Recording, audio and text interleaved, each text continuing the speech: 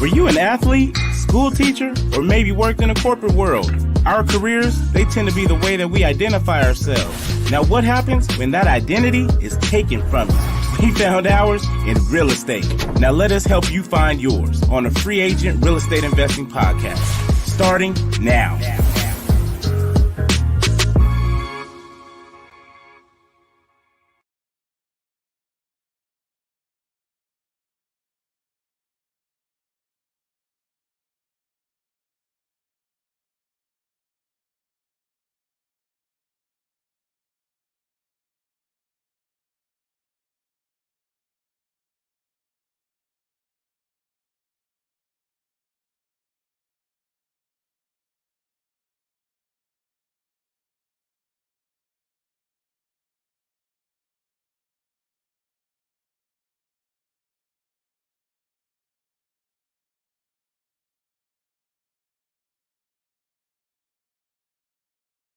Who can help them accomplish what they want. Yeah.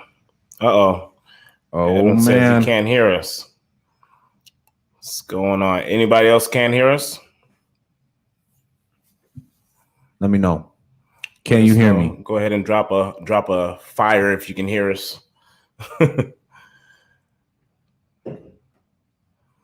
Kalani says you can hear now. Okay. So maybe it's something on YouTube or I don't know. All right, sweet. So, welcome to the Free Agent Real Estate Investing Podcast. I'm your host, Stratton Brown. I'm your other host, Michael Butler. Thank you. I'm glad you guys can hear us now.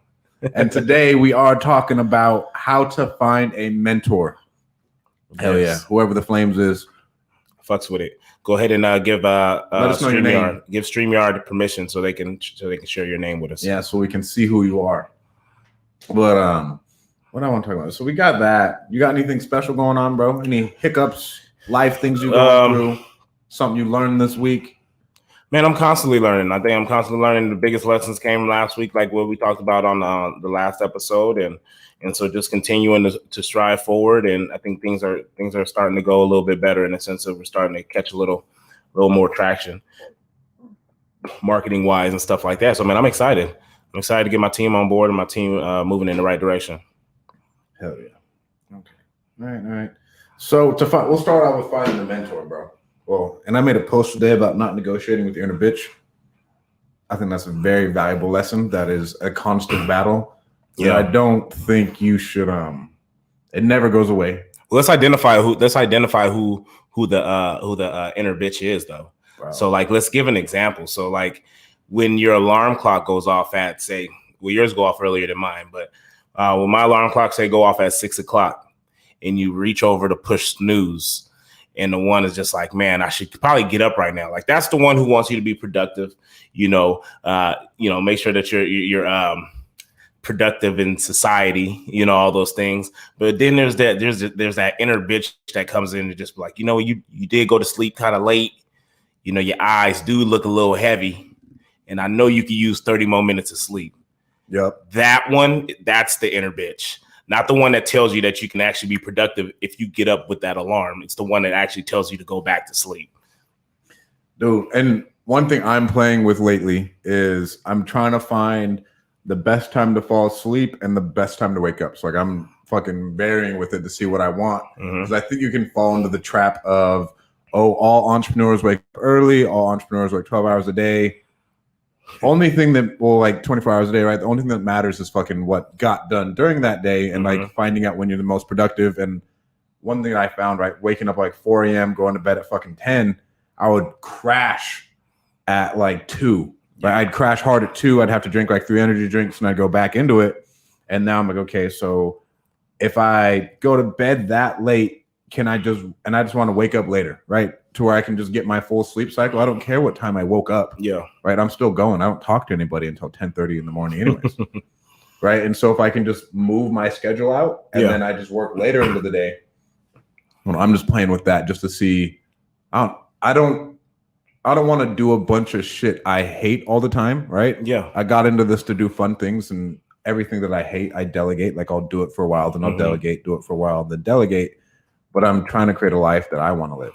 I would say, I think the misconception, I think, with waking up early, right, is when you think about, and we're talking about just from being an entrepreneur or just a business owner, right? When I was working or just being a teacher and stuff like that, waking up early wasn't just something that you chose to do. You know what I mean? It was something I had the time that I had to be in my class, the time that students expected me to be there, or time I needed to prep for my students. And so that's what made getting up, like, you're just like, man, I'm tired of having to get up and go to work, right? That ends up being one of those things. I hate having to get up early and, you know, stuff like that. I just want to, you know, do work on my own time. And then you start doing this. And I think it's pretty funny because with my 3 kids, my wife and stuff like that, and with me coaching football right now, my evenings are kind of just shot. You know what I mean? You talk about football from 3 o'clock to 7, you know what I mean? And so from that point on, I'm not doing any work in that evening, right? So anything I need to get done needs to take place between, you know, when I wake up and 2:30. Yep. And so you put those things in. I like to pick up my kids. I like to do all this other stuff. So that's when you start saying, you know what, I'm just going to start waking up early, you know, and building it that way. You know what I mean? And it's because I'm choosing that, like, because I love what I do. And so instead of waking up, you know, at 6 o'clock, maybe I will wake up at 4, but I'm choosing to wake up at 4 because what I do, I love to do it. And it's that important to me. So I'm okay with waking up early to knock that out. And then I essentially get all day with my family. Oh, yeah. So to someone else looking in, they may be like, well, damn, what do you really do? You know what I mean? But I'm knocking out a lot of stuff, but you know, you get into little details of what it is that you're in charge of. If you're an acquisitions manager like myself, like obviously there's certain times that I do got to work, and that's going to be because that's when people are awake, right? Exactly. Well, I mean, and then structuring your day the right way, right? And so you were the person who was like, hey, man, I drop off my kids because no one who looks like me and is my age drops off their kids to school anyways. Yep. And then I was reading an article, and Bill Gates dropped off his kids every day at school. I was like, bro, if Bill Gates can do it, like, what's your bitch ass doing? Like, fucking drop off the butt at school. Right. And so but again, like, I build that into my day. And then I don't know. The 4 a.m. thing is really if I need to get a ton done. Mm-hmm. And that's like the administrative time. Yes. Like just straight up fucking work. Yep. Because like you have like sales work and then you have actual work. In my personal opinion, like we got to build out this, we got to build out that. Or maybe I need to go walk for 2 hours and fucking hash out something upstairs to get that process built. And then like, okay, now we're good to go. And you don't want that to take away from your money activities, your income driving or income money making activities that you can do from the time of 8 to 6, whatever that may be. So you do got to do that administrative stuff early. Yeah, and one thing, don't run away from the work, you guys who are early on, like building lists in the middle of the day. Don't do that shit. Right? Yeah. The middle of the day is meant for phone calls. Yep. It is meant for like prospecting. The reason I wake up early is so I can knock out that shit. Like get all of whatever administrative stuff that I haven't delegated or I don't want to delegate yet, get all of it done. And then later on in the day, as soon as like really 8 a.m. hits, bro, like that, you should be on the phone. Talking to people. Yeah. And then, okay, now we're at a certain point where we don't feel like we can talk to people anymore. And the numbers go down. Then we can start working again on that other stuff. But I see a lot of people running away from the work, and it's like, oh, I'm going to do my LLC today. Oh, I'm going to do this. Oh, I'm going to do that. Again, the only thing that matters is fucking talking to people. During those times, during business hours. During business hours, you need to be talking to people. People, you need to be doing money generating activities. And that's something I still struggle with, man. I wake up and sometimes I'm sorting through leads and just catching up on notes and stuff like that. Realistically, those could be things that I do at night. I'm just a person that like when I see something, I got to do it at that point in time. Yep. So if I'm doing it at night, usually I want to call, so it just, you find little habits or little systems that work for you. But yeah, the inefficiencies of that shit. And then, so I do like waking up at 4 a.m. because I feel like I crush my days. Yeah. I fucking destroy them. Right? Like, because I will get everything done that I need to before the sun is up. Right? Because you have no kids. Like, you have nobody trying to talk to you. Even though I say I don't take meetings until after 10:30, your phone starts blowing up at like fucking 7 a.m. You do. And I try not to check my email until even 8. And then I get a text from Chase like, hey, bro, you see this? You see this? Like, fuck. Because at that point, bro, you're in a straight problem solving mode. and you got to make sure mentally that you're prepared for that. And it's funny that you even say that, because I recently had been just listening to music, like on my rides and stuff like that. And I ain't listened to music in a while, but I was listening to music, and I noticed that my days started kind of, I don't know, I just didn't feel all there. And I had to ask myself, like, what's changed from what I typically do? And the first thing, typically when I'm in the car, I'll listen to music when I take my kids to school, just because, you know, they're not where I'm at, in the sense of like, I want to make sure that their mood and their spirit is right from when we're in the car to when I drop them off. Okay. Because who knows what done happened when we getting ready for school? Because my daughter, she'll ask a million questions, and we got 5 minutes to walk out the door. You know what I mean? And so I seen something that my buddy had posted about your kids, and why do you think sometimes when your kids go to school, they're in a bad mood or whatever it may be? And he mentioned that it started at home, and it kind of like, I'm the number one person. I just don't like the kids being late to school. And so a lot of that turns into, especially if I wake up late, they're going to wake up late. Yeah. And so from that point, now we're just in a rush the whole time. We're getting ready in the morning. And you think about it, like, you're like, let's go. Hey, stop talking. Put the lotion on. Hey, go brush your teeth. Let's go. My son, can I pack a lunch, bro? Like, it's way too late to try to pack a lunch. You got to remind me at night, you know? And so then I catch all of that happening. And then sometimes I'll when I'm driving to take them to school, I'm looking through the rearview mirror. And like, my son's kind of just like sitting there, and he's just kind of like, and I'm just like, bro, what's up with your mood, bro? Like, I'm like, smile. All that energy, you know what I mean? And he told me, he was just like, well, how can you be so happy? He was like, how am I supposed to be happy? He was like, and you were just upset with me. Yeah. And I was just like, fuck. You know what I mean? And I just happened to see Rob Golden is who posted it on his Twitter. And you know, he has his own school. He opened up his own school, you know, about a month ago. And so he said that, and it hit me pretty hard, because I was just like, man, like that's true. Like I'm a huge believer in my morning routine and listening to podcasts and stuff like that to make sure that my mind is right. So I'm able to put out fires and, you know, just have a positive outlook on these things going into them. And when you think about your kids, I didn't realize that I'm not helping them create a good morning routine starting at home, you know. So that's something I think I'm working on. That's something I got to get better at, being more patient. Yeah. You know, because you don't ever want to send your kids to school being flustered, but they're supposed to go, you know, grow when they get there, you know. So we got to set the tone. Yeah. Like, we got to set the tone for the family, right?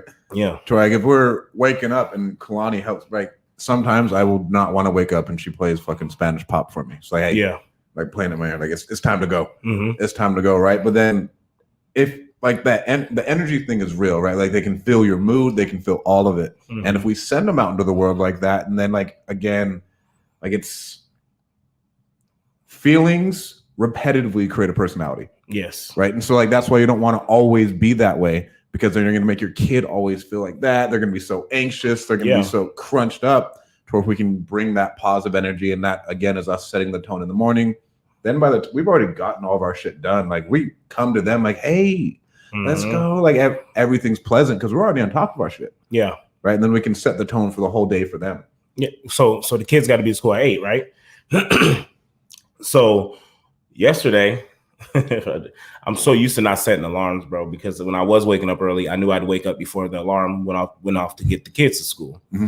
Recently, I guess we, kind of been staying up a little bit later. So I've been sleeping in a little bit later, right? And so I had woke up and it was like 7:30. And like, in my mind, I'm like, bro, we got 15 minutes to get out the door. You know what I mean? Like, hey, to me, it's a challenge. So it's like, fuck yeah, let's go. Hey, Tyson, get up, brush your teeth. London, brush your teeth. You know what I mean? And so my first thought was that whole post that freaking Rob had. And I had told myself I had to think about it. And I was just like, what's the worst thing that happens with these kids being late to school?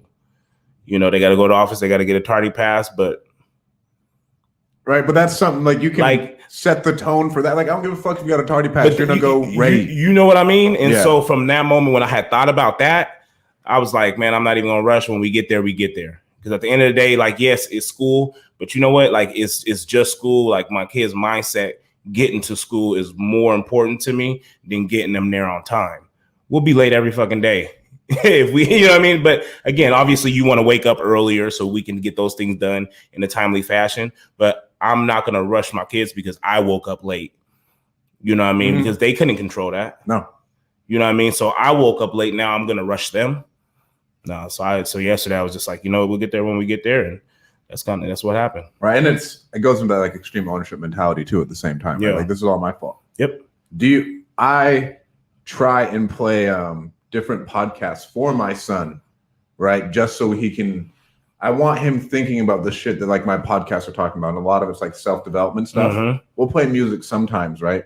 But like he gets music all the time. Like we'll listen to music during the morning. But like at least when and I got this from Steve Trang, where he's like, bro, I listen to Darren Daly with my kid, Darren Hardy. He listens to Darren Daly every day, taking his daughters to school, right? And because I remember in college, we went out to the beach and this kid was freaking out because this guy was playing cussing music around his kids. And I for sure played tons of different music around my kids, and people could say shit like, my son's read more books than you have like ever. Yeah. Because he's with me all the time, right?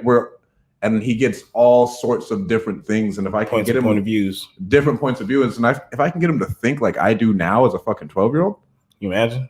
Can you imagine that? Like he's gonna do better in every single thing he approaches. Like so that's like Think and Grow Rich, Bob Proctor, like all Tony Robbins, all of that good shit. And obviously we fucking throw in all sorts of crazy music and all the time. And I don't filter myself at all unless it's like sexually vulgar around my kid, because like, bro, you're gonna get into the real world and people are gonna say you're gonna experience all of it anyway on your own. My experiences won't be yours, right? It doesn't fucking matter, bro. Like, that's all preference, Like you're all here, but as far as like the music, I want to do it, but I want to get at least if I had this shit, bro, when I was a kid, I would have not have had like the massive downs that I did, right? If you could just like think slightly differently, approach things a little bit better, I would perform statistically better in sports. In school, all that. Well, then I have kind of like a request, I guess, to anybody listening and watching, anybody, if you're on here live. A few weeks ago, I was actually thinking about affirmations. You hear a lot about affirmations. People do affirmations with their kids, stuff like that. And something that kind of jumped out to me that I was just like, well, why wouldn't we want to do affirmations in the car on the way to school?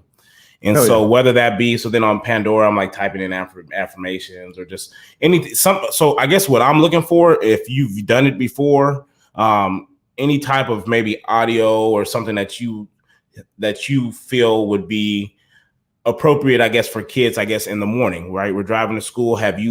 Anyone out there, have you listened to something that's just like, every morning my kids, we listen to this in the car, and just something just to get them more about self. Yep. I think that's going to be the biggest thing with our kids, and something that they're huge on right now, right? They talk a lot about mental awareness and just self-awareness in itself, because it all starts with their growth is going to start with how they feel about themselves. Exactly. And so I had been looking for something that I can turn on in the morning that they don't have to repeat it. I'm not looking for us to be riding, doing a sing along down the street, screaming out these affirmations. But the biggest thing is I want them to just start listening to it. And I want it to be a habit that, almost like programming them. Yep. I want to program them with positive affirmations. You are programming these motherfuckers, though. I am.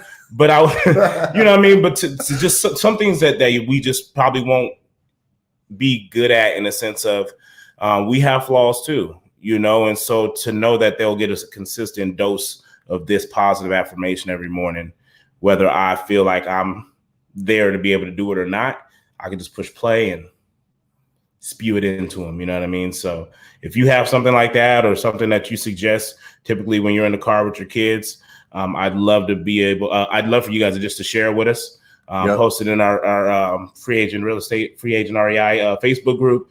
You can send us a message on Facebook, Instagram, doesn't matter what it is. I'd love to be able to take a look at some of that stuff. Thanks, Mark. Mark says, Mr. Brown, this conversation is most appropriate, especially for your generation. Proud of this. Thank you. Appreciate that. So I've been giving Zeno affirmations every day since he was born. Like ever since, at a point in time, Zeno lived in my closet. Okay. Like his crib was in my closet and he slept in there and everything else, just so our house was so loud and I'd put him in there so it'd be quiet. But every night it's, my name is Zeno Brown and I'm the greatest ever. My name is Zeno Brown and I can do anything. My name is Zeno Brown and I'm unstoppable. My name is Zeno Brown. I'm the smartest little boy ever. What is it? My name is Zeno Brown and I stand up for myself. My name is Zeno Brown and I'm a champion. My name is Zeno Brown and I'm a leader. And my name is Zeno Brown and I'll outwork everybody. Okay. Every night. And that's something that you just came out with? I was like thinking about what I needed as a child. Yeah. Like what I needed as a child and how it could help me process it, right? And then I got this from Ed Milet at the Lions Not Sheep conference. He's like, after you do that, enforce it with something of why they're all those things. Okay. Right. So, and then like they can internalize it all.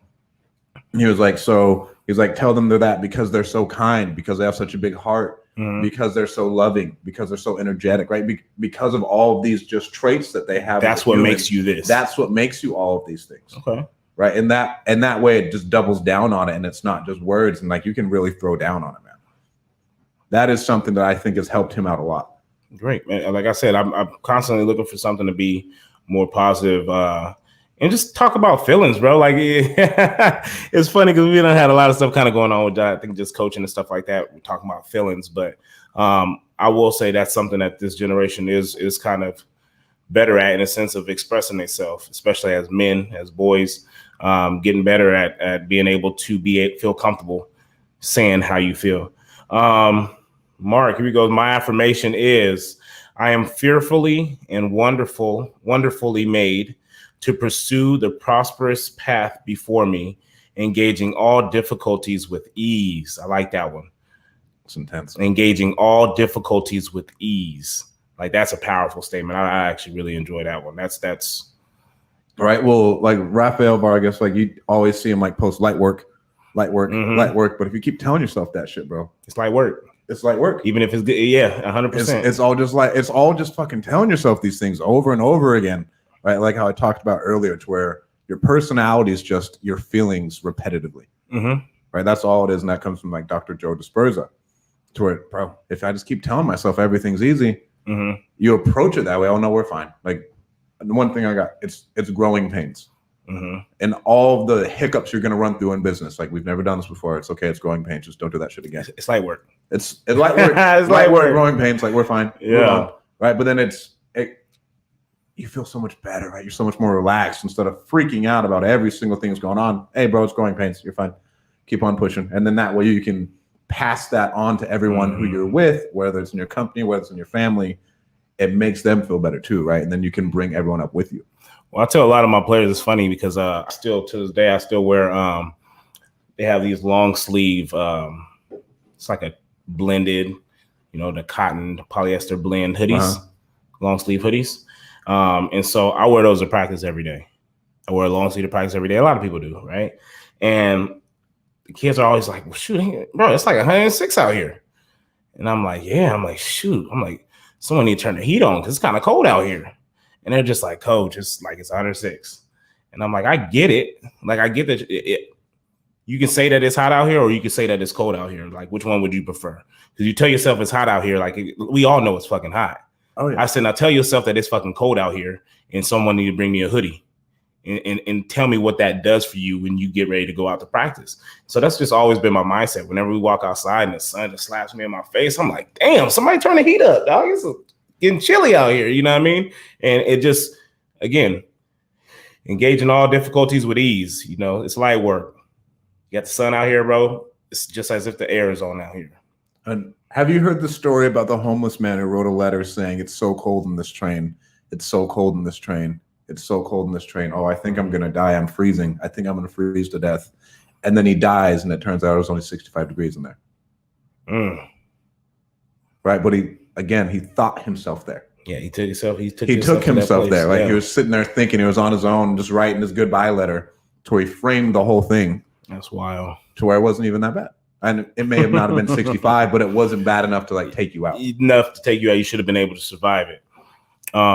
So back to topic when we talk about how to find mentors. And I think a lot of the stuff that we kind of was talking about, although it may feel like it was off topic, a lot of those things are essentially is what you're going to get out of a mentor, right? Telling you to say things that, it's light work, scheduling out your day, finding ways to be a better husband, better boyfriend, better father. All these things, when it talks about being, you, self-development, taking care of yourself, these are things that you're looking for in a mentor. You want someone that you're going to be able to align yourself with, or someone that you foresee yourself wanting to grow into that type of person. I think that would be the first step, is finding someone that you align with when it comes to goals and stuff like that, which we've spoke about plenty of times on this podcast. So it's dope that we kind of just talked about it without really talking about it. Bro, and you need to resonate like with what their lifestyle is, with what their business looks like, right? Because again, we talk about this all the time. You got those fucking Instagram influencers who live this crazy lifestyle. Like, hey man, like I'm not going out to the club and doing all this every night. Like, dude, like I got a family, I got kids, I got a girlfriend, like I got to do all this stuff. And so at a point, he may be a good mentor for you in certain things. And I'm not discrediting that person at all. But you would need to know that going into it. Know what you're going to pull out of that person. Yeah. Because you're going to be around them and then you're going to and you're going to start to mirror that person, right? And like what they're doing, their lifestyle and this and that. And if they're living a lifestyle that's not what you want your life to be, bro, it's going to clash, right? It's not going to make you feel good. And then you're going to obviously ruin your other relationships. Like, so you need to know what you want your life to look like. Yep. To where yes, like I'd still party my absolute fucking ass off, but I still have a family, right? And so I don't go to the people who are going hard in Miami all the time. This is all they're doing. They're single. Like, bro, there's certain things they can offer me, but I know exactly what I'd need their help with. Yeah. 100%. But the people who I would say, or like my mentors now, like it's very aligned. Like they have family stuff. Yes, they still do party. Yes, we go hard, but it's all pretty much aligned. And anyone else outside of that would be very, very specific knowledge that I need. And that's for me. That's something that would be important for me. It's almost a non-negotiable that the person has to have a family. You know what I mean? Like no offense. I mean, I'm pretty sure there's a lot of great mentors and coaches out there who don't have families. I'm pretty sure if I didn't have a family, I mean, I'd be a whole lot further than what I am. Not saying that my family holds me back, but just saying that that's what's important to me. So I'm always going to choose it over certain things. Whereas I can be a very selfish person. Right. I'm not. So if I didn't have a family, bro, I can give two shits about who likes me.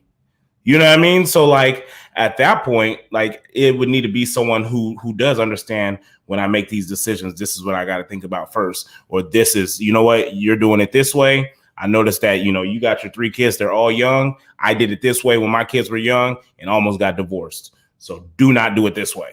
And that shit matters, that's awesome, dude. Like you need that. Like you need that. And I know a lot of the people who follow us, right, are like young kids who want to get into wholesaling. And like that's cool. And I tell you, don't have a kid outside of wedlock. Like just don't do it. Yep. Don't do it. Wear a condom, whatever. Like, and it's great advice I'm giving you right now. Because the number one thing that's going to hold you back, unless you're a sociopath, is wanting to be with your family. Yeah. Right. Because like, I can't work this amount because I know I need to be a good father and I need to be a good spouse. Yeah. Like I need to be a good, right? Yep. To where if you're solo and you can just work,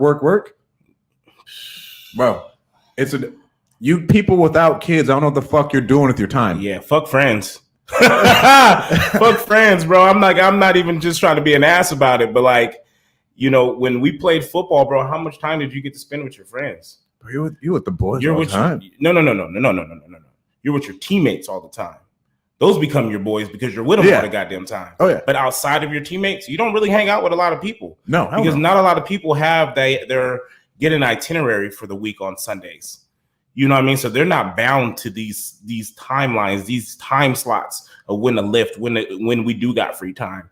How many of your friends got free time between 11 and freaking, 1:30? None of them.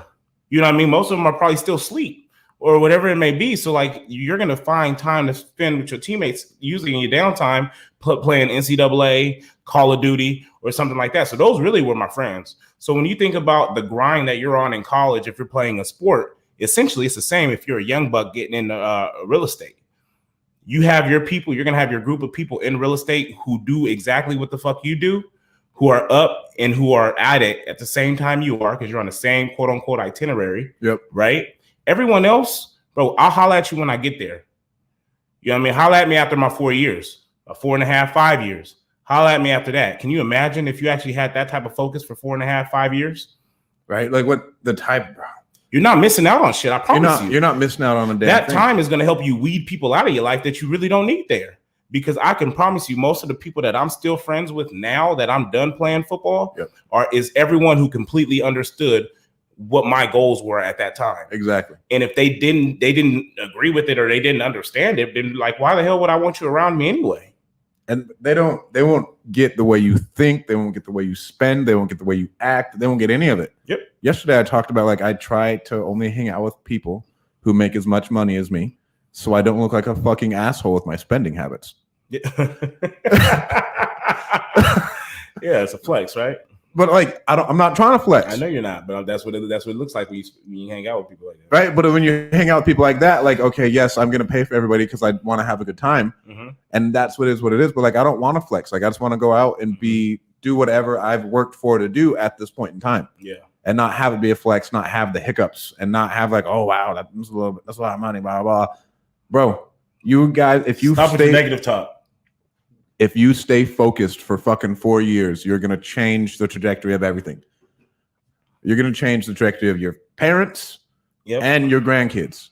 Like, if you can really get into this and like really, really, really start pushing and focusing. So, okay. So let's talk about kind of like an avatar of a mentor for someone just getting into real estate, right? I think that's a great spot to say, because we do have a lot of people on our podcast who are young, who don't have families yet. And we talk about getting someone who aligns with either where you want to go or aligns with your life. Now, this isn't a freaking pitch for anything, but if you think about it, you're a single cat. You get a mentor that's a single cat that's out there, but he's already making money at this point, right? He's going to teach you all these things. He may be able to teach you some great things, right? He or she may be able to teach you some great things. But then maybe you do have a person over here who does have a family. They're going to be able to tell you exactly what's been able to help them with a family and be able to hold you accountable by not having a family. Because this is what I would love to do. This is what I'd be doing if I didn't have no family. Right. I'd be doing this. So the fact that you're, 20 years old and you went out to the club 3 times this week, there's a fucking problem with that. You know what I mean? And I can tell you that because I can tell you that you're wasting your time because I don't have time to do that. And look where your business goes for us. So can you imagine if you stopped going out to the club all the goddamn time and actually did what you were supposed to do? Right. Well, and there's nothing wrong with going out to the club, right? I think I've made most of my money by drinking with people. Like at this point, right? With the right people. With the right people. With the right people. With the right people, to where if your job is to go out and make connections, right? But like you got to wake up at the same time. It doesn't matter. Like again, it becomes a part of your lifestyle to where you're just burning the candle at both ends for 6 years. Yeah. Like I knew I was getting old, bro, when I'm 31, guys, so I'm not that old, but I knew I was getting older when we went out to a club a few months back. And the whole time we were there, bro, they dancing, drinking, everybody feeling themselves. I'm starting, you kind of start to get the idea of the people coming in and coming out. And I'm like, man, this shit's low key too much. Everybody dancing, like, you know what I mean? Like it was very, there was no substance to it. Yeah. It felt it felt like a waste of time is what it felt like, to be honest with you. And so like, then we went over to Standard. Mm-hmm. And so, I would love the music, but I like the conversation part of being able to go out and have a good time. I no longer want to go out and have a good time by dancing. And I'm a talker. Like I want to go out with people that I love, people that I look up to, have a drink, have a good time, and talk about how your family's going, talk about how your business is going. To me, that was a good time and it was productive. Right. And I'm not really talking to anybody at this point. I am a complete asshole because I don't talk to anybody about other shit. Yeah. Like if I'm talking, generally, if someone's talking to me, they're talking to me like, hey, what do you got going on? Oh, I got this going on. Oh, what are you doing in your life? Well, I'm doing this, this, and this. Well, have you thought about like doing this and this, man? That'd help you out a lot, right? And we could like do more and more because like that's where my head goes. And if we aren't talking about that, then I really don't want to talk to you. Mm-hmm. Like with my parents, I'm talking to them about that stuff. Like I talk to them about what's going on in their lives, but at the same time, like let's do more. What's next? What's next for you? Right. Mom, Dad, you got this house, you got all this equity. What's next? What are you like? You've been working here forever. You're in a good space. You're really just, what's next? How can I help you? Like, I think that's the difference in conversations now. Oh yeah. It's not that I want to talk about the business side of it and everything, but it's just more like, how can I help you? What are you looking to do to grow? I want everyone to grow. And that's been super powerful in my circle of friends, because I say within the last 2 to 3 years, none of us had a house. We all, you know, kept our heads down. We all worked hard. You know, great people, great family people. And bro, it took one person to start buying a house, and then all of a sudden now I think all of us have a house now. Hell yeah. Like that's fucking awesome, bro. Like we show up to each other's house like, bro, this tight, bro. We at your house, right? You know, I you know, I'm a jokester, so every time I walk up, I'm like, hey, bro, this your shit, you know. So it's been fun, man. People around you, it can be so powerful, man. Having the right people around you. But like, I think about like, what was I talking about before? Like, what? I'm not gonna sit there and talk to you about ass for fucking 3 hours. Yeah. You know what I'm saying? Like, what else am I talking to you about? And like, okay, you work your 9 to 5, you work your job, you're telling me you want more, and then you want to talk to me about ass for 3 hours. Like, dude, like whatever's going on, like that's a lot of this shit's powerful. This thing up here is super powerful. Like whatever you focus on grows. And you're not about to sit here and complain to me for 20, 30 minutes. Like, dude, I don't even entertain it. You know what I mean? Like that's what we're not gonna do, bro. I can't listen to complaints, you know, all day. You know, obviously, you know, I'm married, so my wife is gonna tell me how she feeling, and you know, she gonna have her moments where she gonna complain about things, and I try to just be without being an ass. Just okay, so now what we gonna do? You know, because you always want to let someone, your partner, you know, talk about those things, but just knowing how to redirect them or refocus them. Refocus them. Mm-hmm. All right. What do you got, Ching? Love the content. A lot of people don't understand. Sometimes we do things.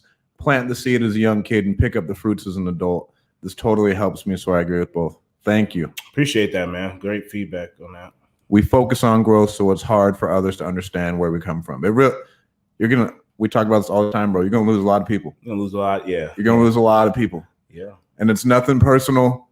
And like your vibrations change. Again, I'm super woo-woo. Like your vibrations change, man. You're vibrating at a different level. It's just a completely different vibe level. What's another word for it? I mean, you're just, bro, you're over here. Mm-hmm. And they're somewhere over here. Like you're pretty much on Earth, they're on Mars. Hey, bro, you hop on the ship or you hop off. You tell me what you want to do. But if we're gonna hop on this ship, baby, we're gonna sail it in every which direction. All right. So what else do we have? Make the life you want to create. Ooh. I'll go over like why we pick and what like how I got a couple questions of. So how are you deciding on what you want to buy? Mm-hmm. And like what type of stuff? And so we have like certain rules of what we want to buy. And then I was listening to a Tim Ferriss podcast the other day, and he has like certain selling rules. And I was like, bro, I've never thought about that. Like I've never been there. Selling rules. To where he's like, okay, we invested X amount. I'm never ever going to sell unless X happens. Okay. His company. Companies, stocks, crypto, everything, right? Like as you're investing more, like you think he's like, in 2008, he had a ton of money in Amazon and he sold it all because he panicked. And he was like, bro, it was a significant amount of money at that point in time to where what it would be now would be even greater. And he's like, if I would have had rules in place of how I want to approach things and when I'm actually going to sell and why, and it has to meet these certain criterias, then it's a lot better. It's like, oh my God, you're right. Yeah. But he also wouldn't have had all those rules and all those criterias had he not sold Amazon. Fuck all that. Did, right? Fuck all that. And now that's the leader. That's the leader in us. Because the old you, yeah, fuck, you know how much money that would have been? But the new you is, you know what? Had I not done that, I wouldn't have had these principles for all these other businesses on when to sell, when to do this, when to do that. And so you're going to make a whole lot more money in the long run. I don't know if you're going to make way more money than you would have made if you held on to Amazon. But, you know, some things just ain't going to fucking change. So you can continue to, you know, dwell on that, but it ain't going to get you nowhere. I mean, so like for me, I want to sell our rentals. I want to sell all of our rentals. I don't like all of our rentals. We have fucking 3. I want to sell all of them, and I'm pretty sure me and Kyle are on the same page to where we could sell them, get a big chunk of money, and call it a day. And I'm not really worried because we won't capture the appreciation because 2 of them are notes, 1 of them's a house, and we created the notes. And so like with that, like we don't have any really upside besides just cash flow over time, and so we can just take that big lump sum and do whatever we want with it. Yeah, and my selling purpose is I feel like I can create a better return than what I have now. I agree. Right? Like to where we cash flow, like call it on one of them, it's like 250 on the other, and like that is nothing compared to what you can do for it. 100%. Right? Compared to like what we can do with like all of that cash, like now, and like go buy something bigger, honestly. And then the other one is like a $500 in cash flow, and the other one is cash flowing like $700.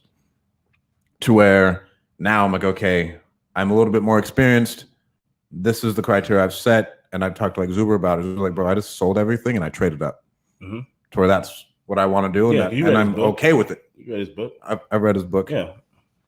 And then what I'm looking at when we were like going to buy like real estate right now for the self-storage facilities, me and Kalani want at least $1,000 a month in cash flow. Okay. And it has to be at least an 8% cap rate.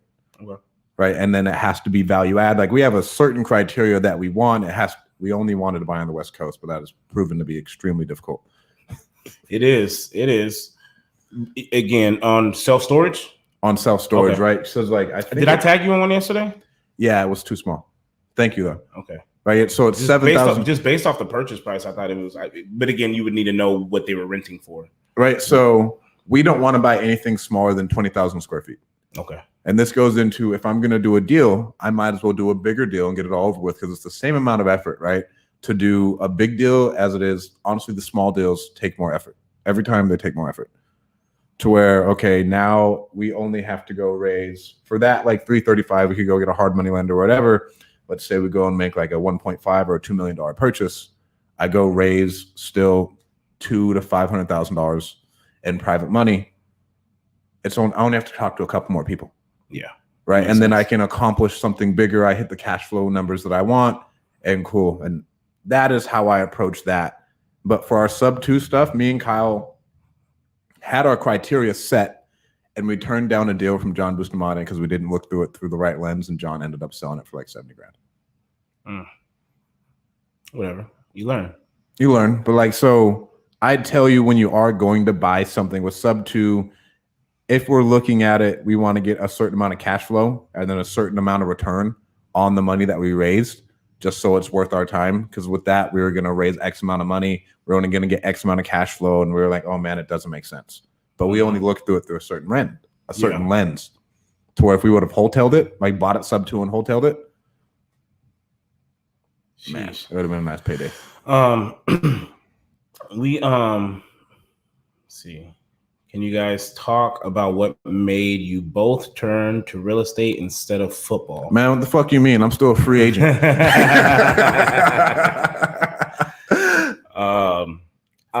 Shoot, I don't know if there's enough time for that, to be honest with you. Maybe we recap it on another episode, or. I mean, I turned to real estate, bro, because like, you go watch the NFL and see what those motherfuckers do. Yeah, I can't do that. And you had to come to terms with like, it's over, dude. Mm-hmm. That's why I turned to real estate, because there's the only thing else I could think of that would make me just as much money. Okay.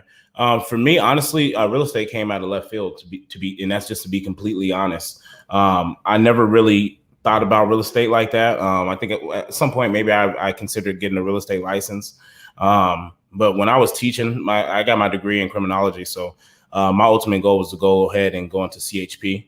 And so throughout that time, I just kind of stumbled into teaching, fell in love with teaching, wasn't able to pass my CSETs, which would have allowed me to continue to teach in order to finish getting my teaching credential, which you have to pass your CSET before you can take, I think, your 4th class in your credential program, which is wild, because I was the top student in my class, the first 3 classes that I took in my credential program, but I couldn't even continue to pursue my teaching credential until I had passed the test that said that I knew enough information, even though I had been teaching for 3 years and I had a lot of that information already.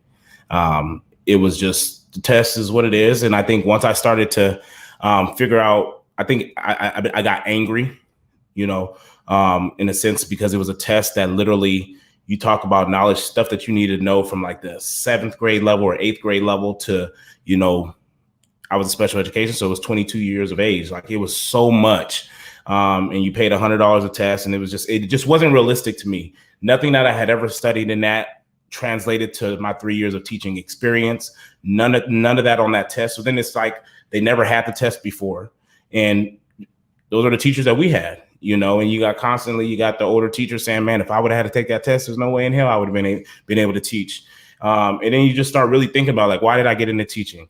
I got into teaching to change lives. That you're underpaid. I mean, I was a black male teaching special education, bro. I was a diamond in the rough, bro. Like, Like they're not just out there like that. And so when I looked at what was really killing that for me, it was a test that we paid $100 to take each time you took it. And there's three subtests, 3 tests, a part of that test. And there's 3 subtests for each section. Mm-hmm. So there's 3 sections. So there's a total of 9 tests total. And you pay $100 every time you take one.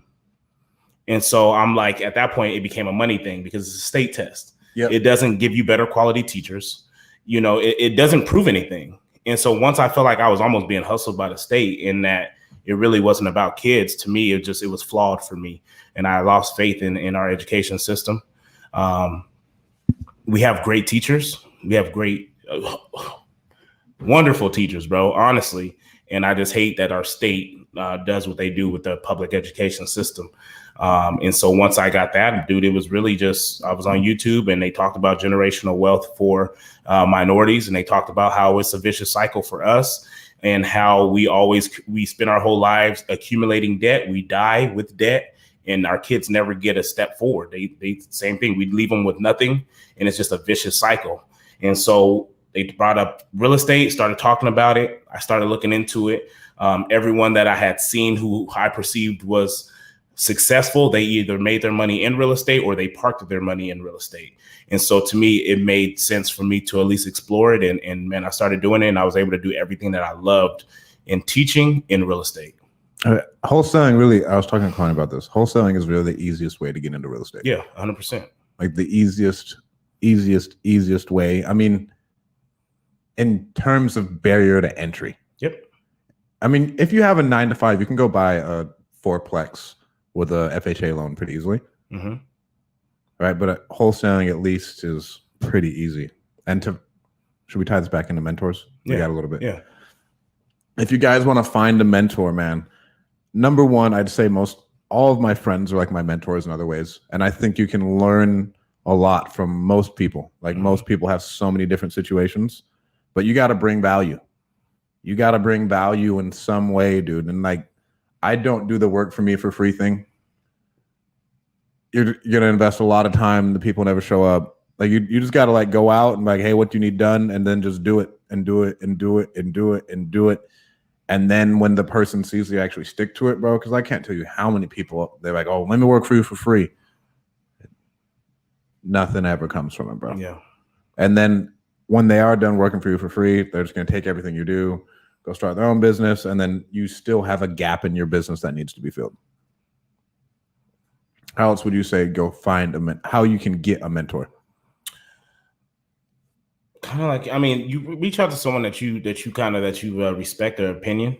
I think that's even what I did with you. I mean, we talked about me growing as a business owner and stuff like that, and not necessarily looking for a mentor, but looking for a group of people to be around, right? A mastermind and stuff like that. And you understanding, obviously we're partners in a lot of stuff that we do. So you understanding me as a person and kind of what my values are. You're out there a whole lot more than I am. So you've networked with people who I haven't had a chance to network with.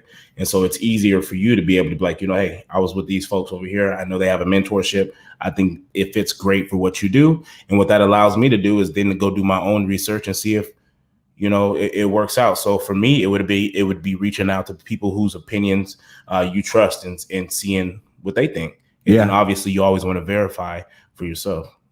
And like, if you're newer, I think you don't even need to really find a mentor. Again, like we said, ask all your questions on this podcast. Mm-hmm. Go to the meetups and then just, hey, I need help. And I have people sending me voice memos and I'm like, hey, yeah, just do this. Yeah, just do this. What was that? That was me. Oh, I didn't think it was going to send the comment on everyone. But you say you don't have to. So it kind of works out. And Max Maxwell has said it before when we talk about scaling. And they say, how do I know when I need a cold caller? How do I know when I need a lead manager? How do I know when I need a mentor? Right. And he always reverted it back to, you'll know when you know. Yeah. You know what I mean? And so when we talk about a lead manager, when did I hire on my lead manager? I hired on my lead manager when it was just too many leads for me to be able to consistently keep my business moving forward. So at that point, it was a need. I had to hire them. When did I hire a data manager? Right? Again, that's not even out there yet. But when did I hire a data manager? When I realized that I was struggling to be organized in keeping proper data and keeping my callers busy, and I didn't have the time, or it wasn't important enough for me to sit there all night doing it because of my family. So at that point, it became a need. I had to hire someone to do so. So when do I need to hire a mentor? When you're at a place in your business where you're no longer growing, you feel like there's more there, but for some reason you can't tap into it, and you've been watching someone who you feel like is just killing it and they align perfectly with you, and you want more, and you got a little bit of money to spend, you know what? That's when you're ready to make that investment. I'm ready to grow. My business seems like it's doing fine, but you know what? I can't make over $1 million a year. For some reason, the last 2 years, I've only made $1 million a year. I'm doing the same. I'm doing more work this year, but I'm still only making $1 million this year. Well, fuck, how do I get to 2 million? How do I get to 5 million? Who's making 5 million? Okay, bro, how did you break that 1 million to 5 million, that ceiling? What did you do? And typically it's nothing crazy. Bro, it's never anything, you know what crazy. I mean? But that's but again, it's a barrier. You're stuck at $1 million. Fuck, how do I get to 5? Well, I need to talk to someone who got to 5. Yep. How much is it going to cost me? $30,000 to get to 5? Bro, you think about that. Fuck it. Think about that. You're going to take me from 1 million to 5 million. You're only going to charge me 30 grand? Easy. Light work, right? Bro, That's light how you work. look at it. Light work. And like, this isn't going to be like someone, as you go, it's going to be like a 5-minute conversation. Like, I legitimately, with some of my mentors, it's just like hey, I'm running into this. What should I do? And we have a 5 to 10 minute conversation. Mm-hmm. Like, and it starts off like really in depth. And then like they get to know you. And then like you borrow whatever they have as far as like mentality and everything else. But now, bro, it's like, hey, dude, this happened. What should I do? Bro, you have the ability to text somebody, call someone, ask them any question that you want, who's where you want to be. And you have access. You have access to a $10 million man, $20 million man. And it's I just think the most amazing thing is, bro, like most of this shit is so simple. Mm-hmm. Like everything they tell you is like, oh, yeah. It's probably the same shit that Joe Blow told you. Same shit Joe Blow told you, but at the end of the day, Joe Blow only got $100,000 to his name. Yep. You know what I mean? So yeah, Joe, I believe it, but if you was doing it, you'd probably be a whole lot further. So now you pay this other man all this money, right? And he's a $20 million man, and he's telling you the same shit Joe Blow was telling you, but you know what? Your shit has credibility to it. Never listen to anybody who's not making the amount of money you want to make, ever. Not your parents, not your friends, family, nobody. Uh-huh. Because how are they going to give you advice? Based off their experience. Based off their experience. Where the fuck are they? Not where you want to be and probably not where you are. Like, it's nothing personal, but you should not take advice from any of them. Yeah. Yes, when it comes to other things, when it comes to like you running a business and financial advice and everything else, bro, they're going to tell you that, but then like if they were doing it, yeah, where would they be? Where would they be? Right? If they were doing the shit they said, they would be farther than I would. I was talking to my boy out in Bakersfield, Eli, right? And he had said some shit to me. He was like, he was coming from Canada. He was born in Canada. And so when he came to the U.S., obviously a bunch of opportunity. That's just how he seen it. He's seen coming to the U.S. from Canada as a place like, you know what, I'm coming here to do big things, right? Going to college, because that's the American dream, right? That's what they tell you to do. He's like, so he was sitting in one of his math classes. I'm not 100% sure what class it was in. And he had asked the teacher, how do you make $1 million? And the teacher told him, if I knew how to make $1 million, I wouldn't be sitting here. And he said from that point, he's like, I left my books where they were at. I got up and I walked out the classroom. He's like, because I'm coming to school to become a millionaire. He was like, and if the professor that I have that's supposed to be teaching me or giving me all these traits and tools to be able to do that, if he can't even tell me how to make $1 million, he could have simply said, take a $10 product, sell it this many times each month, and you'll get $1 million. But he couldn't even tell me that. Yeah. He was like, so then why would I spend 4 years of my life here wasting time when I can go pay someone the amount of money you pay for college? You can go pay somebody who actually have made $1 million in a year and learn actually actionable steps and get those tools to actually be able to do what you want to do. Well, and even like doctors and everybody else, like at a point in time, they just go into business because now their practice is a business and they still need help in business scaling up their practice. Yep. Like it's all still the same shit. Yep. Bro, don't go to college, go pay someone. Like if you find something that you want to do, I would pay for direct contact with someone who's in that industry. Damn, side cramp. I would pay for, like, that's all I would do. Like, hey, where are you at? What are you doing? Can you show me proof that this is being done? Yeah. All right. Awesome. Let's do it. 100%. And that person will get you farther than college ever will. 100%. There's nothing in college. What you want to do, obviously. But like, what's college going to show you? Yeah. Like, what did you learn in college that's helped you? Hmm? What did you learn in college that's helped you? To do shit I don't like to do. I truly don't think that helps you at all. I mean, it does. Delegate it. Yeah.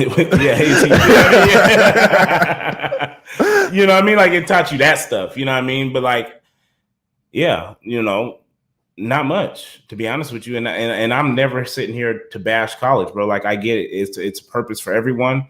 You know, if you have no idea what the hell you want to do, bro, go to college. Go. You to me, you just have to be intentional with what you're trying to get. Be like intentional. People say, you know, when most women, when they go to school, if they want to go be a teacher, you wonder why they fly through school so fast. It's because they didn't spend their first 2 years doing the GE courses, trying to figure out what the fuck they wanted to do. They went to school knowing that they wanted to be a teacher. So what classes do I need to take in order to get my credential in this? And they go straight through it. You know, if you're intentional with what the hell you want to do, then college is great, because if you need a degree in order to do it, awesome. But don't waste 2 years of your life trying to figure out what you want to do, bro. If that means graduating high school and not going straight to go to college and actually go work, get your real estate license, go work in a brokerage, shit, go travel, go travel, go. You know, but most people, you know, their parents like, hey, bro, you gonna be living in my house, like. It's time for you to start contributing to okay, society. Go get a job and go travel. Get a job. Yeah. You know what I mean? Go do something in sales. Go volunteer at a school. Like, most parents probably won't say shit if you graduated high school. Well, I can't say most parents, because most parents, to them, it's unproductive if you don't go to college. Like, you're a screw up at that point, right? But if you're still doing something productive, like, you know what, mom, I'm gonna graduate high school. There's nothing in school that I'm really going to learn based off of what I want to do. I'm going to go volunteer at the school for the next 2 years. Go volunteer at a school for 2 years. You don't got to pay me. Like, mom, I'm not asking you to pay for anything. If I got to go get a side job, I'll go get a side job. But go do something in somewhere where your interests are. And I think that's my why for my kids. I don't give a shit if they ever go to school after high school. My thought is that I should be able to take care of my kids, for them to be able to make decisions based off of what they love to do. Yep. I want my kids to walk in their purpose. My son loves art. He loves dancing. He loves all that shit. If my son wants to move to LA when he graduates high school and fucking just dance for 3 years, I don't give a shit. Because that's what he loves to do. And at some point, he'll find a way to monetize it. Yep. You know what I mean? So, but he has to explore it in order to understand where the value in dancing is in order to monetize it. How is he ever going to monetize it if he hasn't even done it long enough, or, you know, spent a lot of time in it to realize what it takes to get really good at it. Mm-hmm. And then once people start complimenting that, right? Well, shit, how can I provide this to someone else and actually charge them for it? You know, I want to allow my kids the ability to be able to explore their gifts. And then from that point, you know, learn to make money. Hell yeah. Because that's the easy part, right? Okay. What? The making the money part. Yeah. I mean, once you find out what you want to do. Yeah.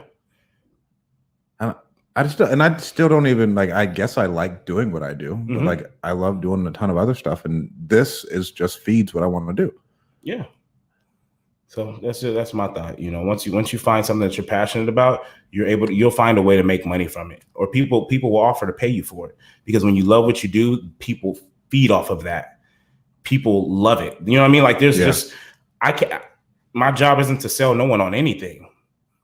My job is just to give you all of me, and for you to feel like, you know what, fuck that part of you, bro, this is worth some money. How much do you want for it? I love it, bro. Let's wrap it up on that. You have any other parting words? No, man, just shit.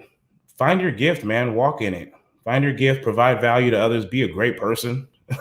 You know, that's what it all comes down to. Be a great person, be a great friend, be a great brother.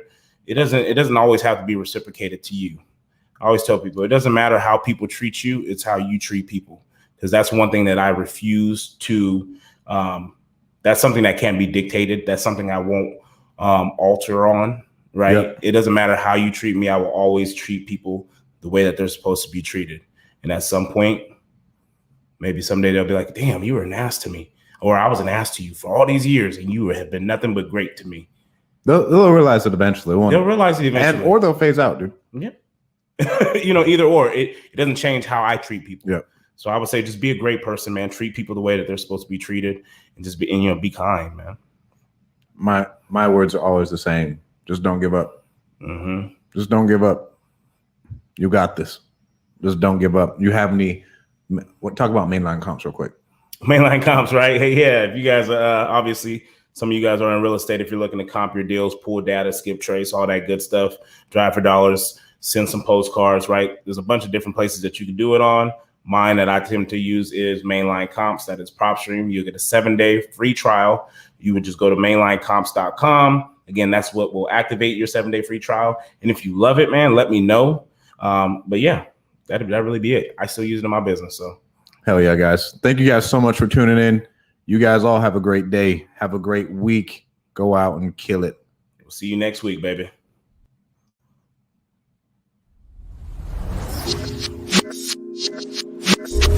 Thank you for tuning in to the Free Agent Real Estate Investing Podcast. Don't forget to give us a 5-star review. If you would like to stay in touch with Stratton and myself, follow us on Instagram. And please be sure to subscribe to our Free Agent REI Podcast YouTube channel and give us a thumbs up.